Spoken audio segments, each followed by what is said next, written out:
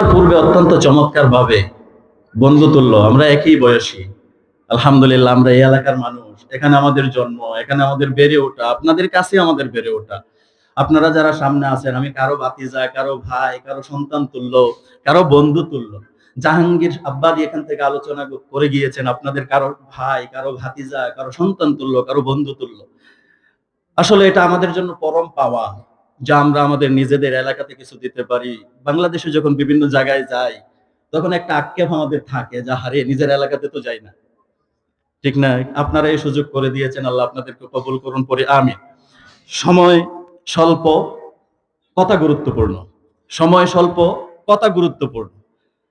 আমি আপনাদের সামনে পবিত্র কোরআনুল কারীমের সূরা আম্বিয়া থেকে ৮৭ নম্বর আয়াতে কারিমা তেলাওয়াত করেছি।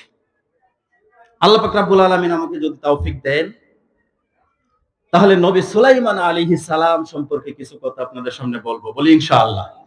ক্বালু সুবহানাকা লা ইলমা লানা ইল্লা মা আল্লামতানা রব্বি কারীম। আমি কিছুই জানি না, আমাদের কোনো যোগ্যতা নাই, আমাদের বলার মতো কোনো যোগ্যতা নাই। রব্বে কারীম যদি আরশে আজিম থেকে কিছু বলার তৌফিক না দেয়, এখানে বসে একটা শব্দ উচ্চারণ করার ক্ষমতা আমাদের কারো আছে কি? যার কারণে আল্লাহ পাক রব্বুল আলামিনের কাছে সাহায্য প্রার্থনা করে আবার বিতাড়িত মরদুদ শয়তানের কাছ থেকে পানাহ চেয়ে আমরা সরাসরি কোরআনে কারিমের আলোচনাতে প্রবেশ করছি। সকলে পড়ুন, আউযু বিল্লাহি মিনাশ শাইতানির রাজিম। বিসমিল্লাহির রহমানির রহিম। وداود وسليمان إذ يحكمان في الحرث إذ نفشت فيه غنم القوم وكنا لحكمهم شاهدين ففهمناها سليمان وكلا آتينا حكما وعلما।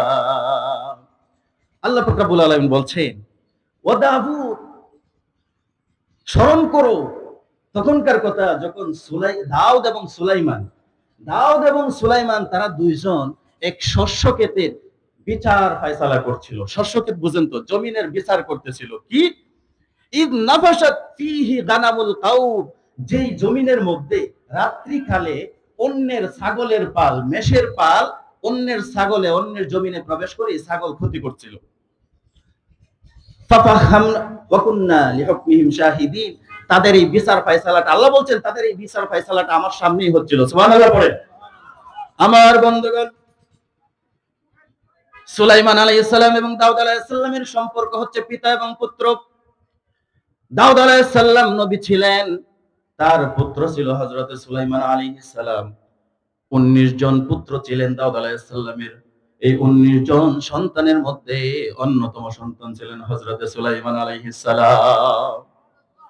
সুলাইমান আলাইহিস সালাম এই যে পিতা পুত্র জমিনের ফয়সালা করার জন্য বিচার কার্য সম্পাদন করবেন, আল্লাহ আবার বলছেন ওয়া কুননা লিহুকমিহিম শাহিদিন, আমার সামনেই বিচার কার্য ফয়সালা হচ্ছিল। ফাফাহামনাহা সুলাইমান, কিন্তু এখানে সুলাইমান আলাইহিস সালামকে আল্লাহ স্পেশালিটি দিয়েছেন। আল্লাহ বলছেন ফাফাহামনাহা সুলাইমান, আমি সুলাইমানকে এই বিচারের মুকদ্দমার ফয়সালা বুঝিয়ে দিয়েছিলাম। সুবহানাল্লাহ। সুলাইমান আলাইহিস সালামকে বিচারের ফয়সালা বুঝিয়ে দিলেন। আল্লাহ পাক রব্বুল আলামিন এই যে বললেন ওয়া কুল্লান আতাইনা হুকমান ওয়া ইলমা, তাদের দুইজনকে আমি হিকমা এবং প্রজ্ঞা দান করেছিলাম। আল্লাহ বলছেন যে তাদের দুইজনকে আমি প্রজ্ঞা এবং জ্ঞান দান করেছিলাম। আমার বন্ধুগণ, 2 নাম্বার একটি ঘটনা, সুলাইমান আলাইহিস সালামের সময় দাউদ আলাইহিস সালামের দরবারে দুইজন মহিলা তাদের দুইজনের দুইটি বাচ্চা নিয়ে কোথাও আছেন। হঠাৎ করে একটি নেকড়ে বাঘ এসে একজনের বাচ্চাকে নিয়ে গেল। তখন একটা বাচ্চা অবশিষ্ট ছিল। ছোট মহিলা তিনিও দাবি করছেন এটা আমার সন্তান, বড় মহিলা তিনিও দাবি করছেন এটা আমার সন্তান। দুইজনের মধ্যে তুমুল ঝগড়া হয়ে গেল। কেউ সন্তান ছেড়ে দিতে রাজি না। সবাই বলে তোমারটা নিয়ে গেছে, সে বলে না তোমারটা নিয়ে গেছে, এই বাচ্চা আমার। ঝগড়ার এক মুহূর্তে তারা বলল তাহলে চলো আমরা বাদশা দাউদের কাছে যাই। দাউদ আলাইহিস সালামের কাছে যখন গেলেন, দাউদ আলাইহিস সালামের কাছে যাওয়ার পরে দাউদ আলাইহিস সালামের কাছে তাদের অবস্থা যখন বর্ণনা করা হলো, বয়োজ্যেষ্ঠ অর্থাৎ বৃদ্ধ বড় বয়স্ক মহিলা যিনি আছেন তিনি কান্নাকাটি করে যখন বললেন, দাউদ আলাইহিস সালামের মনে অনুগ্রহ সৃষ্টি হলো, যার কারণে দাউদ আলাইহিস সালাম এই বড় মহিলার প্রতি রায় দিয়ে দিলেন যে ঠিক আছে, এটা তোমার সন্তান নিয়ে যাও। সন্তান নিয়ে যখন তারা রাজ্য থেকে বের হচ্ছিল, বের হওয়ার সময় রাস্তায় গিয়ে তারা বলল, আমরা এই বিচারটা মানতে পারলাম না, আমরা বাদশা সুলাইমানের কাছে যাই। সুলাইমান আলাইহিস সালামের কাছে গেল। যাওয়ার পরে সুলাইমান আলাইহিস সালামের কাছে যখন বলল যে আমাদের এই বিচার হয়েছে, কিন্তু আমরা আর একটু বিচার চাই। সুলাইমান আলাইহিস সালাম তখন বললেন, একটা ছুরি নিয়ে আসো, একটা তরবারি নিয়ে আসো। তরবারি নিয়ে আসার জন্য যখন বলা হলো, এই তরবারি দ্বারা আমি সন্তানটাকে দুই টুকরা করে ফেলবো, দুইজনকে দুইটা টুকরা দিয়ে দেব, তাহলে মীমাংসা হয়ে যাবে। যখন সুলাইমান আলাইহিস সালাম সন্তানকে দুই টুকরা করার কথা বললেন, ছোট যে মহিলা ছিলেন তিনি যখন বললেন, ইয়া রাহমাতুল্লাহ, আল্লাহ আপনার প্রতি রহম করুন, আল্লাহ আপনার প্রতি অনুগ্রহ করুন, আমার সন্তানের প্রয়োজন নাই, এই বয়োজ্যেষ্ঠ মহিলাকে আপনি সন্তান দিয়ে দিন। আমার বন্ধুগণ লক্ষ্য করুন, সন্তানকে যখন টুকরা করতে চাইল, বড় মহিলা যিনি আছেন তিনি কোনো রিঅ্যাকশন করলেন না, তিনি কোনো প্রতিক্রিয়া দেখালেন না। তার প্রতিক্রিয়া না দেখানোর কারণে জ্ঞানী এবং প্রজ্ঞায় পরিপূর্ণ সুলাইমান আলাইহিস সালাম বুঝে নিলেন মা তার সন্তানকে দুই টুকরা করতে কখনো চায় না। যার কারণে ছোট মহিলা বলল, ইয়া রাহমাকাল্লাহ, আল্লাহ আপনার প্রতি রহম করুন, সন্তানটা তাকে দিয়ে দিন, তবু তো আমার সন্তানটা জীবিত থাকবে, আমার সন্তান জীবিত থাকবে। সুলাইমান আলাইহিস সালামের বুঝতে আর বাকি নাই। তিনি তখন রায়টা আবার ঘুরিয়ে কনিষ্ঠ মহিলা, ছোট যে মহিলাটা ছিলেন, তার সন্তান আপন মায়ের কোলে তিনি তুলে দিলেন। সুলাইমান আলাইহিস সালাম এত প্রজ্ঞার জ্ঞানী ছিলেন। আল্লাহ পাক রব্বুল আলামিন বললেন, ওয়া ওয়ারিসা দাউদ সুলাইমান, দাউদ আলাইহিস সালামের উত্তরাধিকারী হয়েছিল সুলাইমান আলাইহিস সালাম। আমার বন্ধুগণ, আমরা মনে করি উত্তরাধিকারী ওয়ারিস মানে হচ্ছে পিতার সম্পত্তি সন্তান পাবে, কিন্তু পৃথিবীর কোন নবীরা কোন সম্পত্তি এই দুনিয়াতে ওয়ারিস হিসেবে রেখে যায় নাই। নবীরা কি রেখে যায় নাই? কোন সম্পদ ওয়ারিস রেখে যায় না, তারা যা রেখে যায় তা হচ্ছে নবুয়াত। যার কারণে আল্লাহ পাক রব্বুল আলামিন বললেন, ওয়া ওয়ারিসা দাউদ সুলাইমান, দাউদ আলাইহিস সালামের দাউদের উত্তরাধিকারী করা হয়েছে সুলাইমান আলাইহিস সালামকে। সুলাইমান আলাইহিস সালাম কেমন ছিলেন? ওয়াহাবনা লিদাউদ ওয়া সুলাইমান নি'মাল আবদু ইন্নাহু আওয়াব। চিৎকার দিয়ে বলুন আল্লাহু আকবার। আল্লাহ বললেন, ওয়াহাবনা লিদাউদ ওয়া সুলাইমান, ওয়া ওয়াহাবনা, আমি দাউদ পরিবারের জন্য দাউদকে দান করেছিলাম সুলাইমান আলাইহিস সালামকে। তিনি ছিলেন জ্ঞানী, তিনি ছিলেন প্রজ্ঞা সম্পন্ন ব্যক্তি, এবং তিনি ছিলেন ইন্নাহু আওয়াব, তিনি আমার দিকে প্রত্যাবর্তনশীল। সুবহানাল্লাহ। আমরা সবাই কার দিকে প্রত্যাবর্তন করব বলেন তো? আর আস্তে বলেন, আল্লাহর দিকে। যার কারণে যখন কেউ মারা যায় আমরা সবাই বলি, ইন্না লিল্লাহি ওয়া ইন্না ইলাইহি রাজিউন। আমরা সবাই আল্লাহর জন্য, আমরা সবাই আল্লাহর দিকেই ফিরে যাব। আমার বন্ধুগণ, সুলাইমান আলাইহিস সালামকে আল্লাহ পাক রব্বুল আলামিন কিছু বৈশিষ্ট্য দান করেছিলেন, বিশেষত 7টি বৈশিষ্ট্য সুলাইমান আলাইহিস সালামকে দান করেছিলেন। মুখস্থ করে যাবেন, সময় স্বল্প, যার কারণে 7টি বিষয় আমি বলছি, মনে রাখবেন। আলোচনা থেকে যাওয়ার পরে যদি বলা হয় কি আলোচনা শুনলেন, যদি যায় বলে না হ্যাঁ বক্তাও জানে না কি আলোচনা করছে, আমরাও জানি না, শুধু গেছি আর শুনছি, এরকম যেন না হয়, নাকি বলেন? আলোচনা থেকে যাওয়ার পরে যেন অন্তত একটা কথাও নিয়ে যেতে পারি, এটাই আমাদের হেদায়েতের জন্য জরিয়া হয়ে যাবে। সুলাইমান আলাইহিস সালামকে আল্লাহ পাক রব্বুল আলামিন বিশেষত 7টি বৈশিষ্ট্য দিয়েছিলেন, যেই বৈশিষ্ট্যগুলো পৃথিবীর আর কোনো মানুষকে আর কোনো নবীকে দেন নাই। সুবহানাল্লাহ বলবেন না? আল্লাহ পাক রব্বুল আলামিন সুলাইমান আলাইহিস সালামকে সর্বপ্রথম যেই বৈশিষ্ট্য দিলেন, বাতাসকে তার অনুগত করে দিলেন। কি গণবেন? বাতাসকে সুলাইমান আলাইহিস সালামের অনুগত করে দিলেন। 2 নম্বরে তামাকে গলানোর ক্ষমতা, তামার একটা প্রচলন, একটা ঝর্ণা দান করলেন। জিনদেরকে সুলাইমান আলাইহিস সালামের অধীনস্থ করলেন।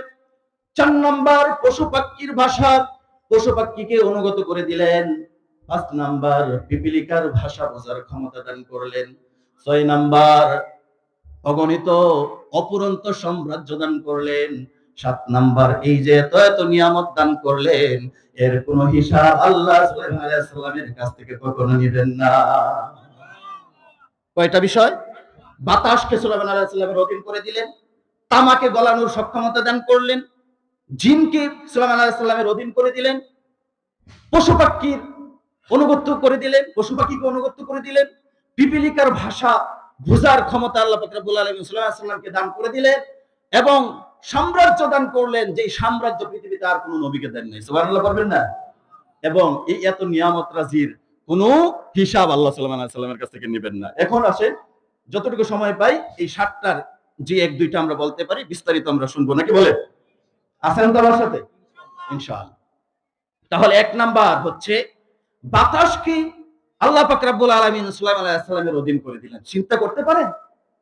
বাতাস সুলাইমান আলাইহিস সালামের হুকুমে চলতো। বাতাসকে সুলাইমান আলাইহিস সালাম চালাতে পারতেন।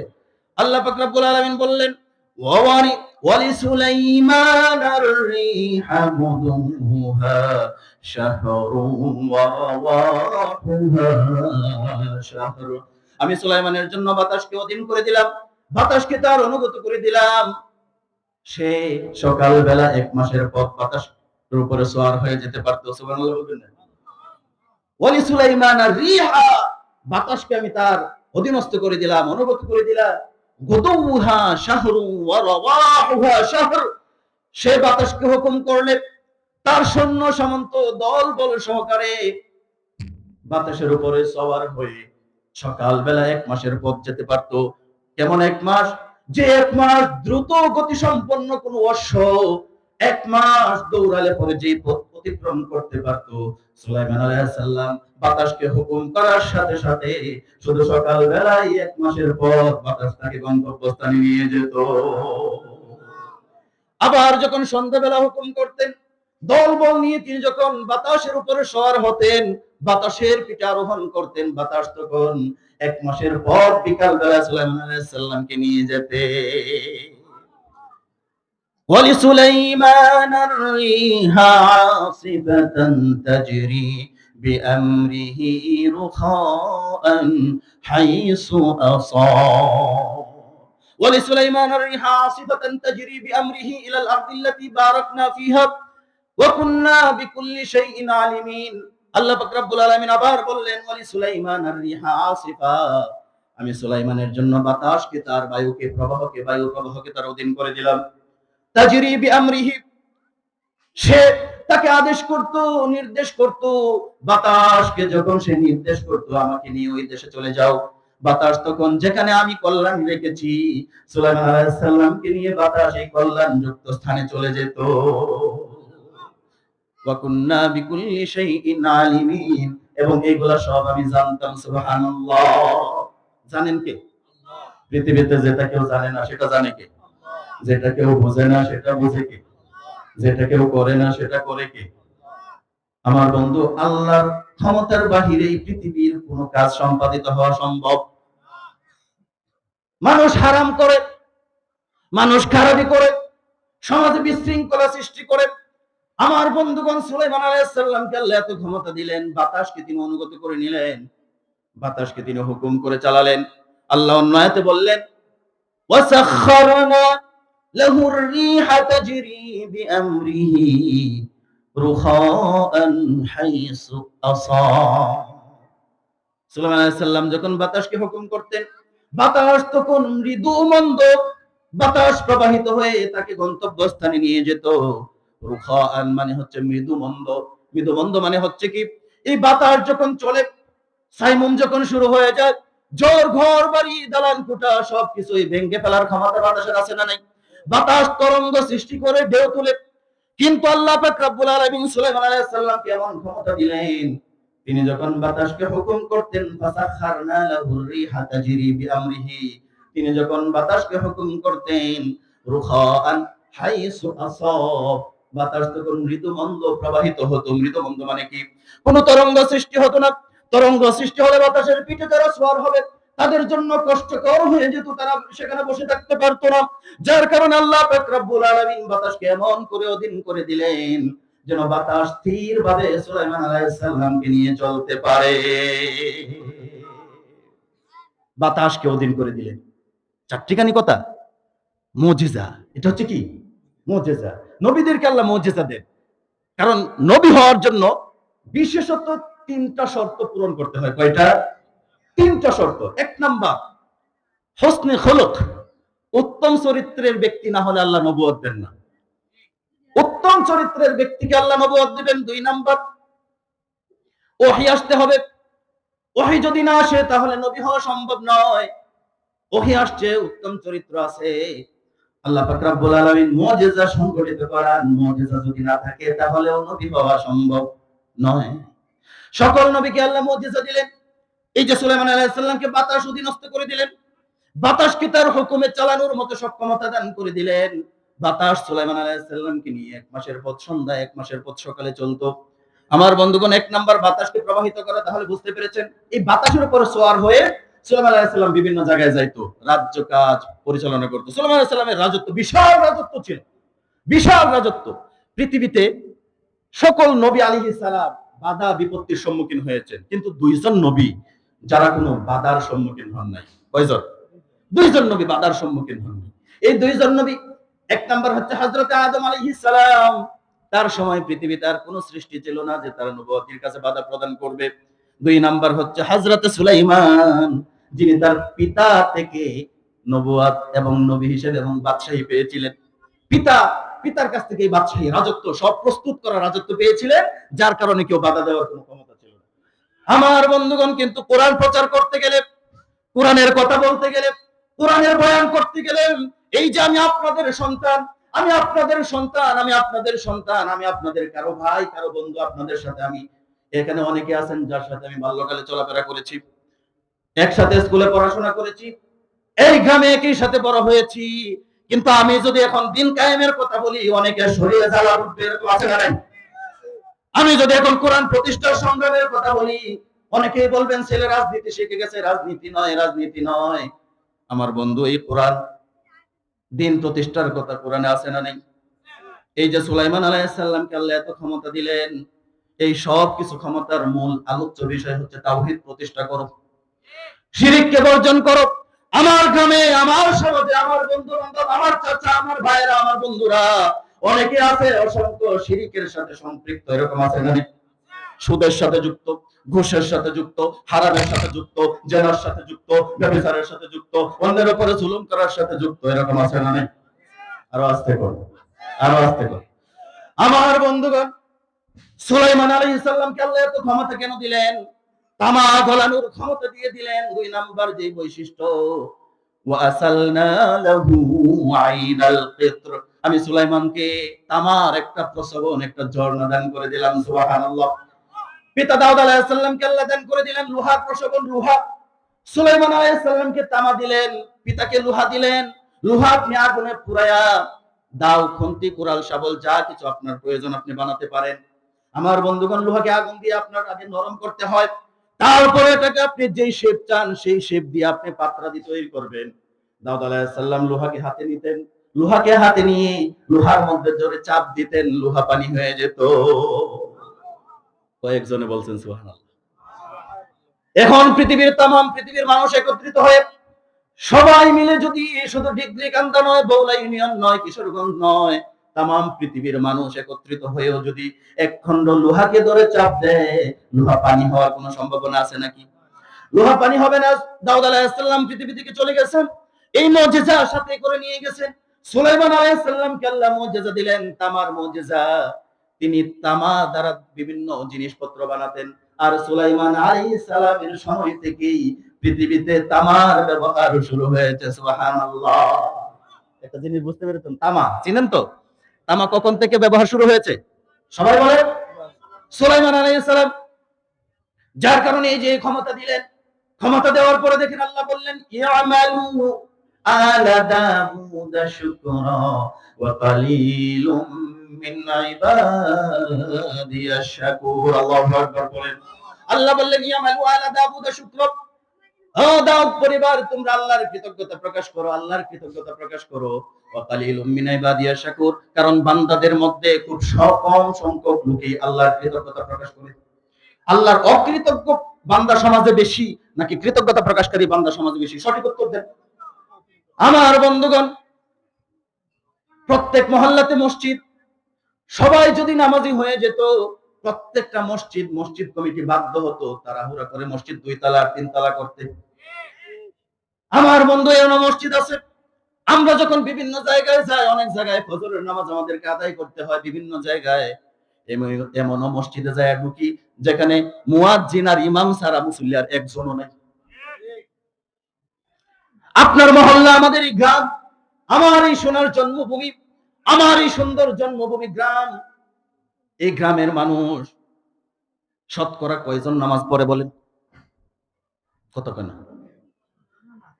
কয়জন নামাজ পড়ে? 90 জন? 10 জনে পড়ে না? কয় কি 90 জনে পড়ে না, 10 জনে পড়ে, এটা বলতে চাইছিলেন হয়তো বা। তাহলে আমাদের সমাজ, আমরা বলি কি পরিবর্তন করে ফেলবো। কেমনে পরিবর্তন করবেন আপনি? কোরআন দিয়ে আপনি মসজিদে যায় নামাজ আদায় করেন, কোরআন দিয়ে আপনি মসজিদ পরিচালনা করে, কিন্তু এই কোরআন দিয়ে যখন সমাজ পরিচালনার জন্য বলা হয়, তখন আপনাকে বিভিন্ন ভাষায় আপনাকে তহবিল দেওয়া হয়। যার কারণে তো বলা হয়েছে, কোরআন দিয়ে নামাজ পড়ো, সমাজ কেন গড়ো না ও নামাজি। কোরআন দিয়ে নামাজ পড়ো, সমাজ কেন গড়ো না। কোরআন দিয়ে নামাজ পড়তে চায়, কোরআনের সমাজ করতে চায় না, কোরআনের সমাজ বিনির্মাণ করতে চায় না। কারণ কোরআনের সমাজ যদি বিনির্মাণ হয়ে যায়, বড় বড় সুদখোর গুলোকে ধরে ধরে ইসলামের শাস্তি দেওয়া হবে। বড় বড় জেনাকর গুলোকে পাথর মেরে হত্যা করা হবে। অন্যের জমি যারা জোর করে জবরদখল করে, তাদেরকে শাস্তির সম্মুখীন করা হবে। যারা রাতারাতি টাকা ইনকাম করে আঙ্গুল ফুলে গলা গাছ হয়ে যায়, সমাজের মধ্যে প্রতাপ বিস্তার করতে চায়, সমাজের মানুষকে মানুষ মনে করে না, এরকম নতুন টাকাওয়ালা আমাদের দেশ বিদেশে আছে না। অথচ দেখেন, সুলাইমান আলাইহিস সালামকে আল্লাহ এত ক্ষমতা দিলেন, এত প্রভাব দিলেন, এরপরেও কি বললেন? ইয়ামালু আলা দাউদ শুকরা ওয়া কালিলুম মিন ইবাদিয়াশ শাকুর। আল্লাহর কৃতজ্ঞতা প্রকাশকারী বান্দা হও। তোমার পরিবার, তুমি আল্লাহর কৃতজ্ঞতা প্রকাশ করো, কারণ পৃথিবীতে কম সংখ্যক লোকে আল্লাহর কৃতজ্ঞতা প্রকাশ করে। আমার বন্ধুগণ, 2 নাম্বার। 3 নাম্বার আসেন, জিন সম্প্রদায়কে আল্লাহ পাক রব্বুল আলামিন, জিন সম্প্রদায়কে আল্লাহ সুলাইমান আলাইহিস সালামের অধীন করে দিলেন। সুলাইমান আলাইহিস সালাম যখন জিন সম্প্রদায়কে অধীন করলেন, জিন সম্প্রদায় তখন বলল, অমিনাল জিন্নি ইয়ামালুনা লাহু বাইনা ইয়াদাই অমিনাল জিন্নি মান ইয়াকুসুনা লাহু ওয়া ইয়ামালুনা আমালান দুনা যালিক। আল্লাহ পাক রব্বুল আলামিন সুলাইমান আলাইহিস সালাম সম্পর্কে বললেন, জিনদেরকে আল্লাহ সুলাইমান আলাইহিস সালামের অধীন করে দিয়েছিলেন। তার রাজ্যের কর্মচারী ছিল জিনেরা। জিনেরা ডুবুরির কাজ করত, প্রাসাদ নির্মাণ করত, জিনেরা বিভিন্ন কাজ করত। যারা ইমানদার জিন ছিল, তারা স্বেচ্ছায় সওয়াবের নিয়তে কাজ করত। কিন্তু যারা অবাধ্য জিন ছিল, আমিনা শায়াতিন মাইয়াহুসুনা লাহু ওয়া ইয়ামালুনা আমালান দানা যালিক ওয়া কুননা লিহুকমিহিম ওয়া কুননা লাহুম হাফিজিন। আল্লাহ পাক রব্বুল আলামিন বললেন, সুলাইমান আলাইহিস সালাম জিনদেরকে তার অধীন করে দিলেন। জিনেরা তার দরবারে ডুবুরির কাজ করত, কর্মচারীর কাজ করত। কিন্তু যারা অবাধ্য জিন ছিল, তাদেরকে শিকল দিয়ে বেঁধে রাখা হতো। কিন্তু যারা ইমানদার, তারা স্বেচ্ছায় সওয়াবের নিয়তে জান্নাত লাভের আশায় নিজেরা যায় কাজ করত। কিন্তু যারা অবাধ্য জিন, তাদেরকে বাঁধা রাখতো, কি দিয়া? শিকল দিয়ে বেঁধে রাখতো। আমার বন্ধুগণ, তারা শুধু এখানেই নয়, ইয়ামালুনা লাহু মিন মাহারিব ওয়া তামাসিলা ওয়া জিফানিন কাল জাওয়াবি ওয়া কুদুরির রাসিয়াত ইয়ামালুনা লাহু মা ইয়াশাউ মিন মাহারিব। তার রাজদরবারে যে জিনেরা ছিল, তারা দুর্গ, ভাস্কর্য এবং বৃহদাকার হাউস সদৃশ বৃহদাকার কিছু প্রস্তুত করত এবং চুল্লির উপরে স্থাপিত বিশাল বড় ডেক তারা বানাতো। আমার বন্ধুগণ, এই যে এখানে তামাসিল মানে হচ্ছে মূর্তি, তামাসিল মানে হচ্ছে ভাস্কর্য। মাহারিব ওয়া তামাসিল ওয়া জিফানিন কাল জাওয়াব, তামাসিল মানে হচ্ছে ভাস্কর্য, এই ভাস্কর্য হচ্ছে, আপনি যদি ইচ্ছা করেন গাছের ছবি অঙ্কন করতে পারবেন, প্রাকৃতিক দৃশ্য আপনি অঙ্কন করতে পারবেন, কিন্তু কোন প্রাণীর দৃশ্য অঙ্কন করা ইসলামী শরীয়তে জায়েজ নাই। যার কারণে আল্লাহ কি সুন্দর করে দেখেন বললেন, ইয়া মালুনা লাহু মা ইয়াশাউ মিন মাহারিব ওয়া তামাতিল ওয়া জিফানিন ওয়াল জাওয়াব। আল্লাহ পাক রব্বুল আলামিন সুলাইমান আলাইহিস সালামের রাজ দরবারে জিনদেরকে দিলেন। এই জিনেরা বিভিন্ন শক্তিশালী কাজ করত, ডুবুরির কাজ করত, নদীর তল থেকে, পানির নিচ থেকে অসংখ্য হীরা মণিমুক্তা জহরত সুলাইমান আলাইহিস সালামের জন্য তুলে নিয়ে আসতো। আর এই হীরা মণিমুক্তা জহরত এবং বিভিন্ন দামি দামি পাথর দ্বারা সুলাইমান আলাইহিস সালাম কাজ করতেন। আমার বন্ধুগণ, তাহলে এক নাম্বার যে বৈশিষ্ট্য দান করা হলো সেটার নাম কি বলেন? সুলাইমান আলাইহিস সালামের জন্য আল্লাহ কি করলেন? এক নাম্বার বৈশিষ্ট্য কি বলেন? বাতাস। দুই নাম্বার হচ্ছে তামার ঝর্ণা দান করা। তিন নাম্বার হচ্ছে জিনদেরকে কি করা? জিনদেরকে বশ করে দিলেন, জিনেরা তার রাজ দরবারের কাজ করত।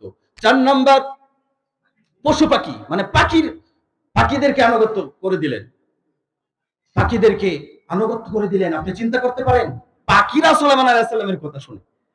শুধু পাখি নয়, পিপিলিকার ভাষা বোঝার ক্ষমতাও আল্লাহ সুলাইমান আলাইহিস সালামকে দান করে দিলেন। আমার বন্ধুগণ, আল্লাহ পাক রব্বুল আলামিন বললেন, وقال يا أيها الناس علمنا منطق الطير وأوتينا من كل شيء। সুলাইমান আলাইহিস সালাম বলছেন, وقال يا أيها الناس علمنا منطق الطير।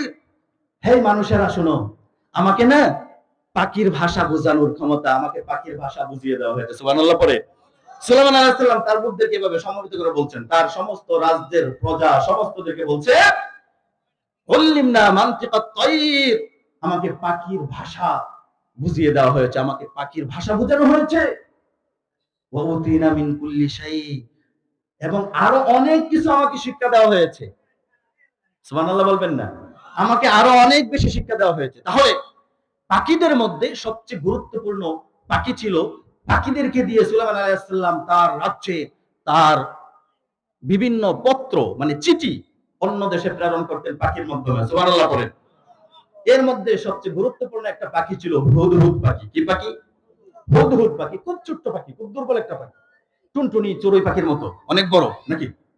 বিশাল টুনটুনি আর চড়ুই পাখি, বিশাল পাখি, খুব ছোট্ট একটা পাখি, হুদহুদ পাখি।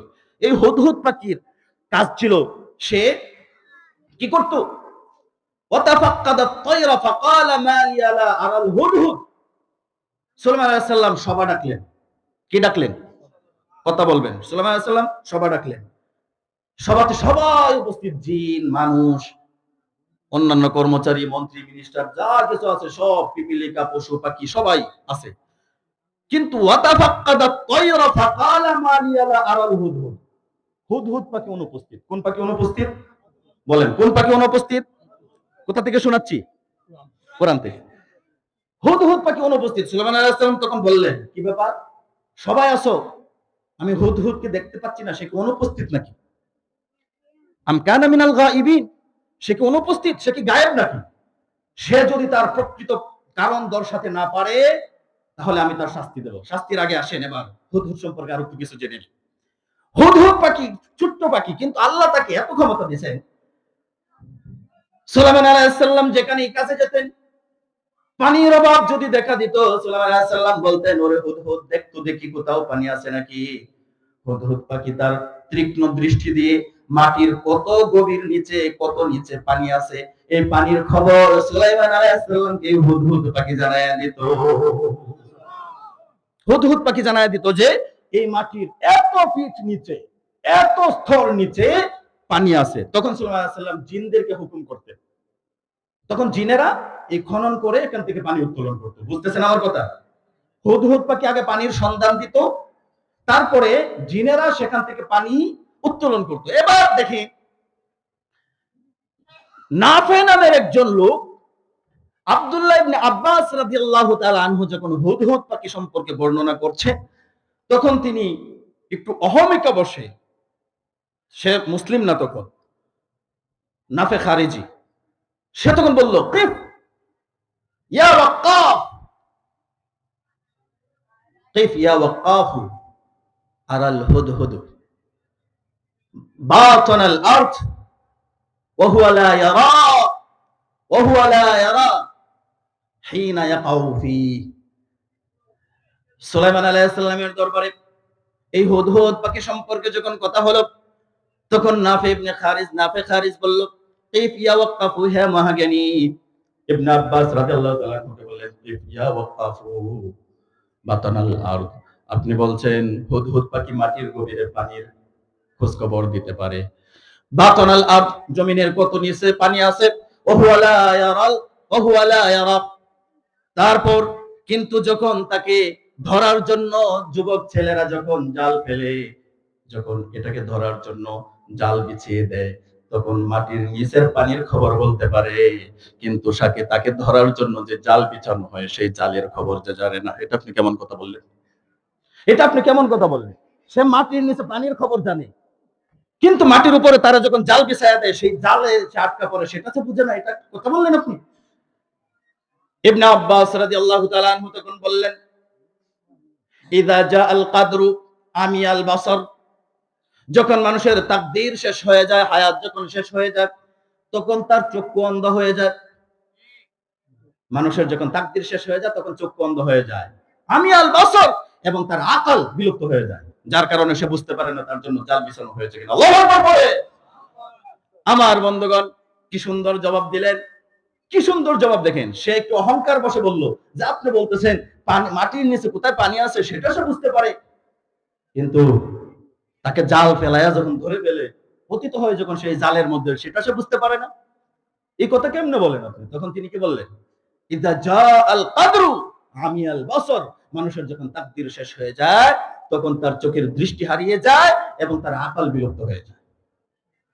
আমার বন্ধুগণ, তখন বলা হলো, লা ইয়াকদিরু আলা লা ইয়াকদিরু, আমি আর কোনোদিন আপনাকে কোরআন বিষয়ে কোনো জিনিস প্রশ্ন করব না, কোনো জিনিস আমি জানতে চাইবো না, কারণ কোরআনের জ্ঞান থাকা ছাড়া এত সুন্দর জবাব দেওয়া কারো পক্ষে সম্ভব ছিল না।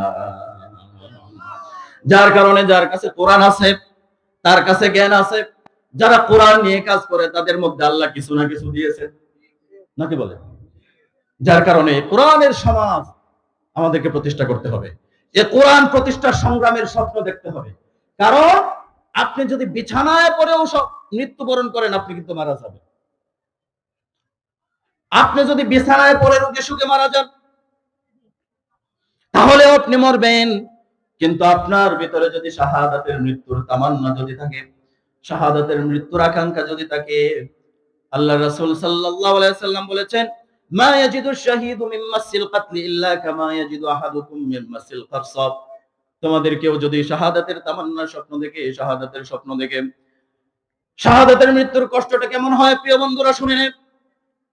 আপনি আমি দেখতে পাই যে তাকে বুলেট দিয়ে, বন্দুক দিয়ে গুলি করেছে, ড্যাগার দিয়ে পেটের মধ্যে গোতা দিয়েছে, ছোরা দিয়ে গোতা দিয়েছে, ফাঁসির দড়িতে ঝুলিয়ে দিয়েছে।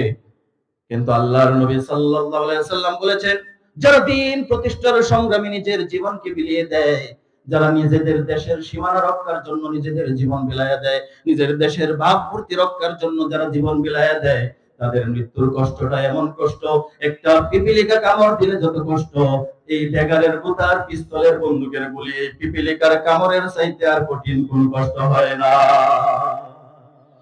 আমার কথা মনে বুঝেন নাই?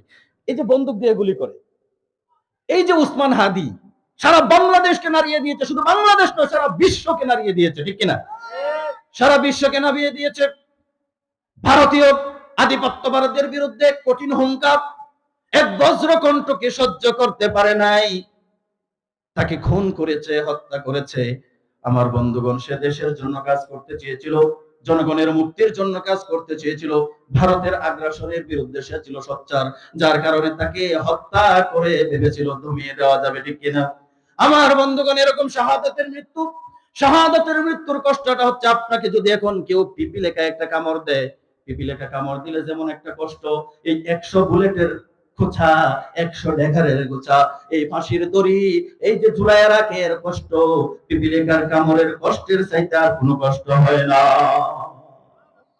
যার কারণে কোরআন প্রতিষ্ঠার সংগ্রাম এবং সমাজটা আপনার সমাজ। আপনি বলেন আমাদের এই সমাজে ইনসাফ আছে? কথা বলেন তো, কথা বলেন না কেন? আমাদের সমাজে ইনসাফ আছে? যারা আমাদের সমাজে নেতৃত্ব দেয় পর্দানি, আপনাদের সন্তান হিসেবে আমি বলছি, বোঝানোর জন্য। আমার দায়িত্ব না এটা বলা? কথা বলেন, দায়িত্ব না? যারা সমাজের বিচার কার্যগুলো সম্পাদন করে, সবার সাথে কি তারা ইনসাফ বিচারটা করে? সবার সাথে ইনসাফ বিচারটা করে? যে একটু টাকা বেশি দেয় তার পক্ষে রায় দেয়, যে টাকা কম দেয় সে নিরপরাধী হয়ে অপরাধী হয়, যে টাকা দিতে পারে সে অপরাধী হয়েও নিরপরাধী হয়। আল্লাহর কাছে জবাব দিতে হবে না? আল্লাহর কাছে জবাব দিতে হবে না? মা ইয়ালফিজু মিন কাউলিন ইল্লা লাদাইহি রাকীবুন আতীদ। বান্দা এমন কোন কাজ করে না, এমন কোন চিন্তা ভাবনা, এমন কোন গবেষণা করে না, যে চিন্তা ভাবনার গবেষণা আমার ফেরেশতারা আমার এই কিতাবের মধ্যে লিপিবদ্ধ না হয়। আপনি যা করেন না কেন সবকিছু দিনের আলোর মতো আপনি আখিরাতের ময়দানে দেখতে পাবেন। তখন যাবেন কই? যার কারণে ইনসাফ, ইনসাফ। আপনার প্রতিবেশীকে আপনি কষ্ট দিচ্ছেন পানি আটকাইয়া, জবাব আল্লাহর কাছে দিবেন। আপনার প্রতিবেশীর উপরে আপনার টিনের চালের পানি পড়ে, ফিরান না, জবাব আল্লাহর কাছে দিবেন। আপনার একটা গাছের একটা ডালা কেটে দিলে একজন মানুষের টিনের চালটা বেঁচে যায়, আপনি ডালাটা কাটতেছেন না, আপনার শক্তির কারণে ডালাটা রেখে দিচ্ছেন, এটা আপনি তার উপরে জুলুম করছেন। ডালাটা কেটে দেন, খুশি হবেন আল্লাহ। ডালাটা কেটে দেন, এই ডালা কাটলে আপনার ক্ষতি হবে না, তার টিনের চালটা বেঁচে যাবে।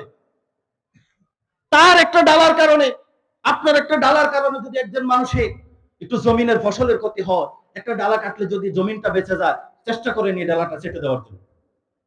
মিলে মুহাব্বতে যদি আমরা একটা সমাজ গড়ি, আমাদের সোনার একটা গ্রাম হবে না? আমাদের একটা ইনসাফপূর্ণ গ্রাম হবে না?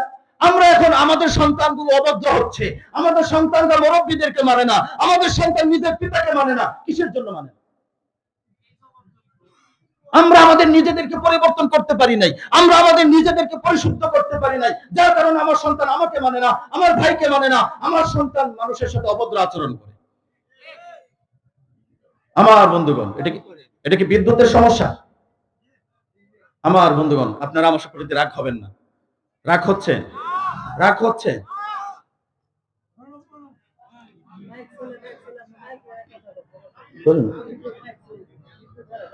আমার বন্ধুগণ, তাহলে আমাদের সমাজগুলো সুন্দর করার দায়িত্ব আমাদের। আমাদের সমাজগুলো সুন্দর করার দায়িত্ব আমাদের। আপনি নামাজ আদায় করেন, আপনার পাশে আপনার সন্তানকে রেখে আপনি আস্তে আস্তে নামাজে চলে যান, আপনি আল্লাহর কাছে জবাব দিতে হবে না যে তোর সন্তানকে তুই ডাক দিলি না কেন? একটা কথা বলেই ফেলি, আমাদের বাড়ি তো এটা, আমাদের একটা জমিন পরেই আমাদের এই গ্রামের আবু বকর চাচার বাড়ি, চিনেন তো সবাই? যখন বাড়িতে থাকতাম, ফজরে যখন উঠতাম তখন দেখতাম চাচা ডাকতেন।